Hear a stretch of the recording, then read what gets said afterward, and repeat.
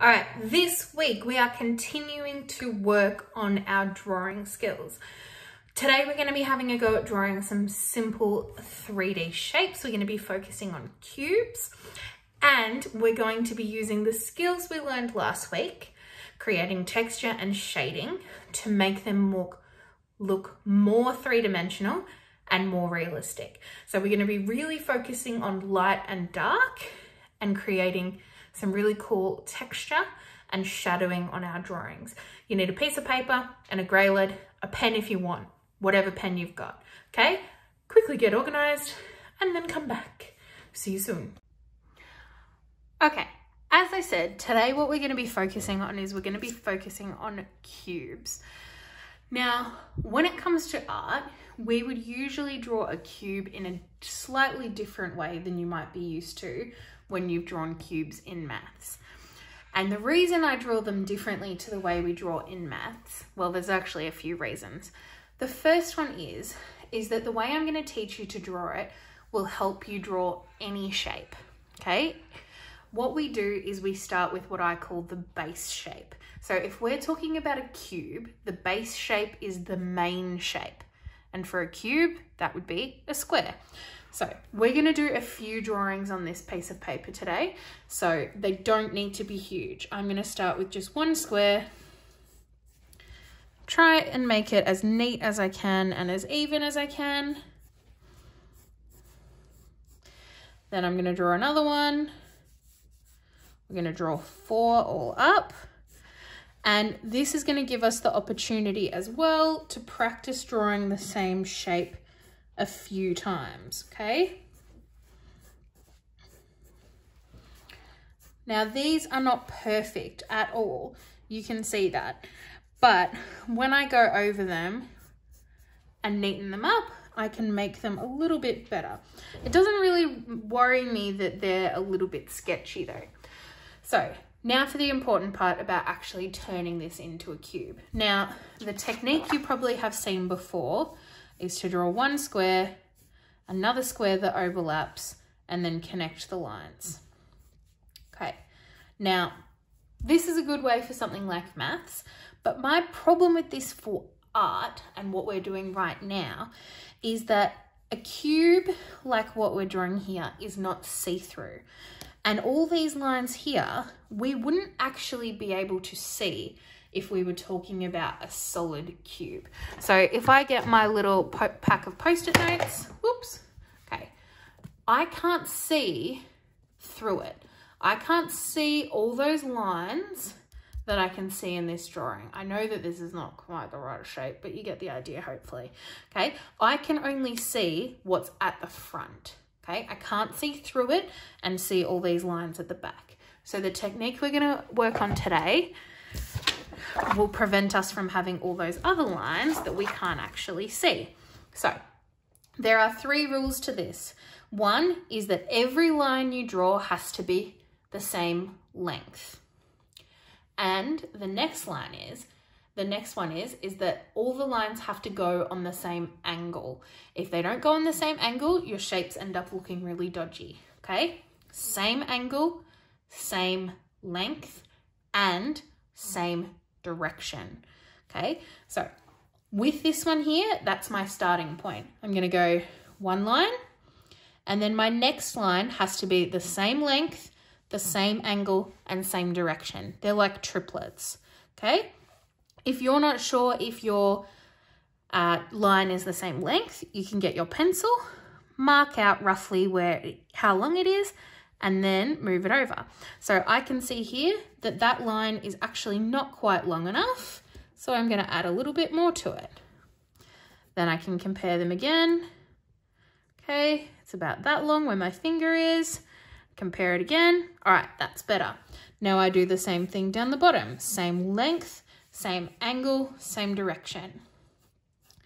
And then I connect them. And I have, it's probably more a rectangular prism, but not too bad.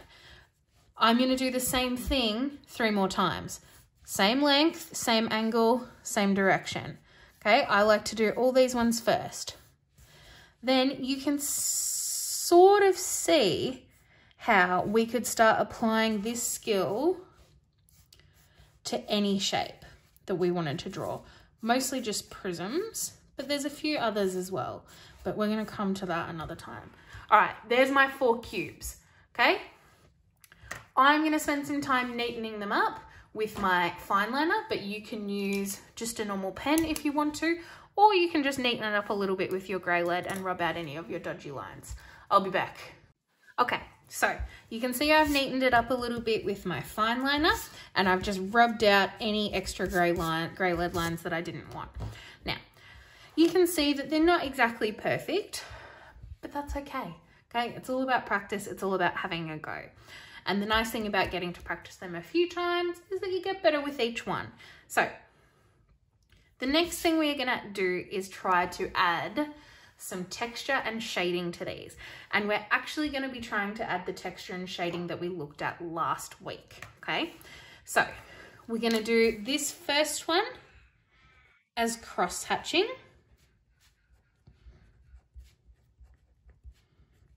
And I'm gonna label it. We're gonna do the second one as stippling. The next one with shading, just with grey lead. And the last one, lucky ducky you can keep blank so that you can see your cube. Okay. The most important thing when it comes to creating shading is a thing called a light source. So that is the direction which your light comes from, okay? Because that tells us what part of the drawing has to be light and what part needs to be dark. To make it a little bit easy, we're going to put our light source in the same spot for every drawing. So I like to draw a little sun with an arrow so that I can make sure that I'm always thinking about where my light is coming from. So for these ones, like I said, we're going to keep them in the same spot. When we're thinking about light and dark for shading, the sections of your shape that are closest to the light will be the lightest, and the sections that are furthest away will be the darkest, okay? This is the trickiest part about shading, but it's also the most important part. The other thing is that we need to shade every face of our shape on its own. We don't color the whole thing. We don't shade the whole thing. We have to think about every individual face on its own. So we're going to start with cross hatching. I'm going to show you a little bit on one face, and then I'm going to speed it up and finish the rest, okay? So up here is my lightest on this front face. And down here, the furthest away is going to be my darkest. So cross hatching, remember, is when you have those really close lines, almost like a tic-tac-toe, and they go in opposite directions, almost like creating like mesh or fly wire, that kind of thing. And to make your lines darker, you put them closer together, okay? To make them lighter, you put them further apart, okay? I'm really going to take my time with this. I'm going to just do a little section at a time. If you wanted to, you can maybe even do hatching, which is what this is so far. And then add your cross hatching, which means that it's going across. So you can see that me adding those across ones makes it darker. Now I like to start in the darkest spot. I don't know why, I just do. So I've started in the furthest away corner from the light, and that is the darkest section for me, okay? You can see my cross hatching down here is dark, and then my lines are getting a little bit further apart the closer that I get to the light source. Okay. I'm doing this super quickly so you don't spend a million years watching this video and you can actually have a go. Like I said, I'm going to finish it off and then zoom it up, speed it up for you. The closer I get, the further away my lines are, okay? Because I want it to look like it's getting lighter. With a pen, you sort of can't really make lighter lines, but with a grey lead, if you wanted to do this with a grey lead instead, I might do it with a grey lead on the other faces. You can even do lighter and darker lines. You can use different pressure. Okay, cross hatching, done. I'm gonna come back to the other faces and I'll show you when I finished the whole thing. Stippling, we know this from last week. So the closer together your dots are, the darker it looks. I prefer to do stippling with a pen. Like I said, you can use a fine liner or just a normal blue or black pen like you'd write with. The closer together your dots are, the darker it looks. So I'm starting in the dark corner again. And then the closer I get to the light, the further apart my dots will get. So I want it to look really dark down here.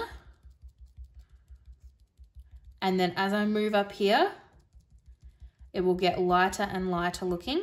But really, I'm just making my dots further apart and there will be less of them. All right, I'm not gonna make you sit here and watch all of this. I'll zoom through it later, all right? So then this one is my favorite one, shading. You will have to do this one with a pencil, okay? We did Tonal Tornadoes in year 3. So if, in case you've forgotten, you can have a little practice one on the side. A tonal tornado is when you hold your pencil and make it as dark as you possibly can, and then very gradually, gently, and slowly make it lighter and lighter and lighter until you can barely see it anymore and it ends up looking like a tornado. We are going to apply the tonal tornado to our shape. So in the corner here, again, is going to be the darkest because it's the furthest away from the light.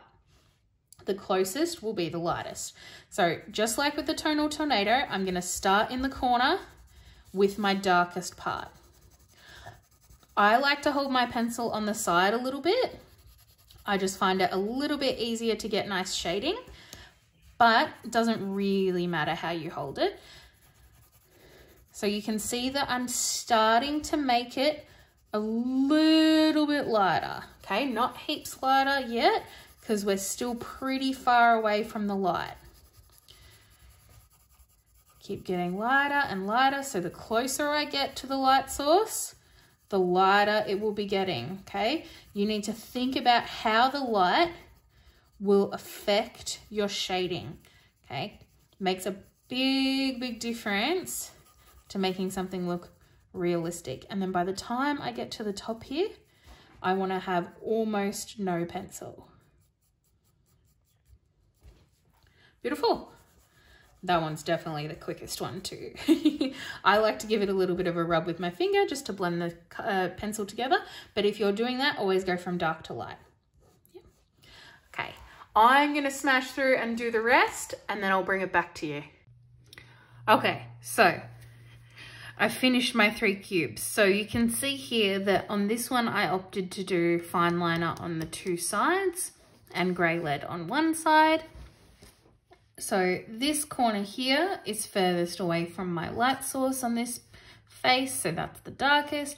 And then as it gets closer to the light source, it gets lighter. Same on this one. So my cross hatching is really close together and really dark. That's the nice thing about doing it with the grey lead is you can do light and dark lines. You can't really do that with the fine liner. So I can make them darker and closer together in the darkest section and then lighter and further apart as it moves closer to the light source. The stippling, I think I need to do a bit more stippling on this. I'm going to work on it. However, just so you get the idea, this one I did with fine liner, which you saw, grey lead, and this one here I just did with a normal pen. So you could do one of each if you wanted to as well, or you could choose whatever material you've got at home. And then lucky last down here, all 3 faces, I did shading. So this one's probably the best example of the light source. So you can see all 3 faces have a light and dark section.